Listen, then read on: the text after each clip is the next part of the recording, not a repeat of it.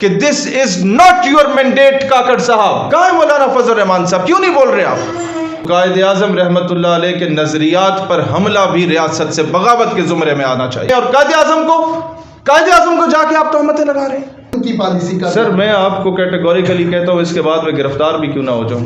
اگر یہ اس کے ماسٹر مائنڈ کا بیان ہے تو بھی میرے جوتے کی نوک پہ، اگر یہ اس کا ذاتی بیان ہے تو بھی میرے جوتے کی نوک پہ، اگر یہ ریاستی پالیسی بناتے جا رہے تو بھی میرے جوتے کی نوک پہ. اسرائیل کو پاکستان کی 24 کروڑ عوام کبھی بھی تسلیم کرنے کو تیار نہیں ہوگی کہ کوئی بھی خود کو قائد اعظم محمد علی جناح سے بڑا فلسفی نہ گردانے کہ جناح ہاؤس پر اگر حملہ ریاست سے بغاوت ہے اور یقیناً بغاوت ہے تو قائد اعظم رحمت اللہ علیہ کے نظریات پر حملہ بھی ریاست سے بغاوت کے زمرے میں آنا چاہیے.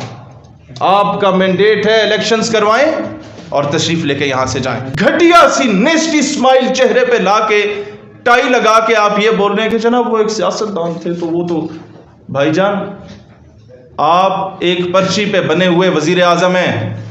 دس is what you are up to. ایک کونسلر کا الیکشن آپ بلوچستان میں زوب سے لے کے پشین تک یا ڈیرہ بگٹی سے لے کے کوئٹہ تک آزاد حیثیت میں کھڑے ہو جائے تو کونسلر بھی نہیں بن سکتے. آپ کو پرچی پہ وزیر اعظم بنایا گیا. 5 اسٹار ہوٹلز میں آپ بڑے بڑے صاحبان کو ٹائیاں لگا کے وہ جو پریزنٹیشن منہ ڈنگا کر کے انگریزی میں دیا کرتے تھے اس بیس پہ آپ وزیر اعظم بنے اور قائد اعظم کو جا کے آپ تہمتیں لگا رہے ہیں. یہ بہت بڑا عہدہ ہے، دنیا کی واحد ایٹمی ریاست کے وزیر اعظم کا ہوتا. لیکن when it comes to محمد علی جناح رحمۃ اللہ علیہ تو Quaid Azam was not only the founder of Pakistan. Quaid Azam ہمارے مرشد ہیں. قائد اعظم کی وجہ سے آج ہم ایک آزاد فضا میں سانس لے رہے ہیں جس پہ تم لوگ قابض ہو. قائد اعظم کی وجہ سے آج ہم عید منانے کے قابل ہیں. آج جہاں چاہیں گائے کو ذبح کر دیں، نہیں تو لوگوں کے گردن اور بچے ذبح کیے جاتے ہیں ہندوستان میں. اور اگر تمہیں قائد اعظم کا حیا نہیں ہے تو پھر جاؤ کسی بنیے کی گاڑی کے ٹائر صاف کرو ہندوستان میں جا. دکھ کی بات یہ ہے کہ آج 1 مہینہ کمپلیٹ ہو چکا ہے. انیلا علی نے 1 مہینہ پہلے امریکہ میں کھڑے ہو کے کہا کہ میں پاکستان کو ریپریزنٹ کرتے ہوئے کہہ رہی ہوں کہ میں یہودی بھائیوں کے ساتھ کھڑی ہوں، اسرائیل کے ساتھ کھڑی ہوں اور حماس کو دہشت گرد کا. اس جلسے میں یہ اعلان کیے جا رہے تھے کہ آخری فلسطینی بچے کے قتل عام تک جنگ جاری رہے گی. اس جلسے میں انیلا علی نے یہ بات کی. ابھی تک اس کا پاسپورٹ سیز نہیں ہوا، ابھی تک اس کی نیشنلٹی کو کینسل نہیں کیا گیا. یہ کس بات کا پیش خیمہ ثابت ہو رہی ہے؟ جان اچکزئی نے جو بیان دیا کہ پاکستان امریکہ کو دوبارہ فضائی اڈے دے.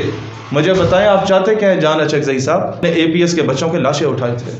اے پی ایس کی پرنسپل جسے زندہ جلایا گیا تھا اس کے بیٹے نے ہمارے ساتھ یونیورسٹی میں پڑھا تھا. میں اسے آنکھیں نہیں ملا سکتا تھا، اسے دور سے دیکھتا تھا تو میری آنکھوں میں نمی آ جاتی تھی. میں جانتا ہوں، میں نے عادل رؤف اور بریگیڈیئر عبد الرؤف کے جنازے اٹھائے ہیں جنہیں ٹریڈ لائن اٹیک میں 84 لوگوں کو شہید کیا گیا تھا. اس طرح کے بیانات دے کے تم کیا چاہتے ہو؟ کب تک کیا دوبارہ ہم لوگ اپنے فاٹا کے لوگوں کو جو ہے وہ بیار و مددگار چھوڑیں گے؟ کیا دوبارہ ہم اپنے لیفٹیننٹوں کپتانوں کے اور اپنے سپاہیوں کے جنازے اٹھائیں گے؟ اتنا آسان ہو جاتا ہے. تم نے امریکہ کی خوشنودی حاصل کر لی، کسی اور انداز میں کرو. یہ پاکستان کی سالمیت اور پاکستان کی خود مختاری پہ حملہ ہے جو بات آج جان اچکزئی کر رہا ہے. اور اس کے بعد مجال ہے کہ کوئی اس پہ بولے، مجال ہے کہ کوئی اسے شٹ اپ کال دے. کہاں ہے مولانا فضل الرحمان صاحب؟ کیوں نہیں بول رہے آپ کہ مرشد میں لڑ نہیں سکا پر چیختا رہا، خاموش رہ کے ظلم کا حامی نہیں رہا. بلکہ نہیں، ہم نے غلام پیدا کرنے ہیں کہ یہاں آپ کا وزیر اعظم پینٹ کوٹ اور ٹائی لگا کے کھڑا ہوا ہے اور اس کا جو دروازہ کھول رہا ہے اور جو اس کو کھانے پیش کر رہا ہے اس نے جناب علی جناح کیپ پہنی ہوئی ہے. کیا ہم اپنی ثقافت کی ڈائریکٹلی یا انڈائریکٹلی توہین نہیں کر رہے؟ پاکستان نظریاتی پارٹی جب بھی گورنمنٹ میں آئی ہم نے یہ لازم کرا دینا ہے کہ ہمارے جو سرکاری عہدیداران ہیں، بیوروکریٹس ہیں، وہ پاکستان کا قومی لباس پہنیں گے. اور ہمارے شادیوں پہ انشاءاللہ جن لوگوں نے بھی ڈھول بجانا ہوگا ان کو ہم آنر دیں گے، ان کو احترام دیں گے اور پینٹ کوٹ ٹائی پہنائیں گے انشاءاللہ تعالیٰ. کرنے کو بہت کچھ تھا پر طے یہ ہوا تھا ہم سر بکف لوگ بغاوت ہی کریں گے. ہم باغی ہیں، اس نظام کے باغی ہیں، ریاست پر قابض ان قوتوں کے باغی ہیں جن قوتوں نے ہمیشہ اسرائیل کے لیے راہ ہموار کرنے کی کوشش کی. اس وقت جب میرے فلسطین کے بچے شہید ہو رہے تھے کاکڑ صاحب، یہ بچے تمہارے اور میرے بچوں سے 1-2 سال بڑے یا چھوٹے، جو حال ان کا ہو رہا ہے، ان کے ہاسپٹلز پہ اٹیک ہو رہا ہے. تم مذاق بنا رہے ہو اسماعیل ہانیہ کے بیانات کا کہ پاکستان کو سٹینڈ لینا چاہیے. تم کہتے ہو کہ جناب ایک بندے کے بیان پہ ہم لوگ پوری ریاست کو رسک پہ نہیں رکھ سکتے. بھائی یہ اسلامی جمہوریہ پاکستان ہے، یہ کسی نظریے پہ بنی تھی. یہ تم لوگوں کے بچے پالنے کے لیے نہیں بنی تھی صرف، تم لوگوں کو ارب پتی بنانے کے لیے نہیں بنی تھی صرف. لہٰذا آپ لوگوں نے تو عوام میں آنا نہیں ہے، آپ عوامی نمائندے نہیں ہیں، آپ سلیکٹڈ لوگ ہیں. آپ انگریزی کی پریزنٹیشنیں دے کے، ڈنگا منہ کر کے، ٹائی لگا کے پریزنٹیشن دے کے لوگوں کو، بڑے بڑے صاحب کو امپریس کر کے وزیر اعظم بننے والے لوگ ہیں. سرینا کوئٹہ میں پریزنٹیشن آپ دیا کرتے تھے. اب عوام کے حقیقی نمائندے عوام میں آنے چاہیے جو بعد میں عوام کو فیس بھی کر سکے. آپ جناب Ali, there is no two state solution, there is only state that is Palestine, اور اس پر کوئی کمپرومائز نہیں ہوگا.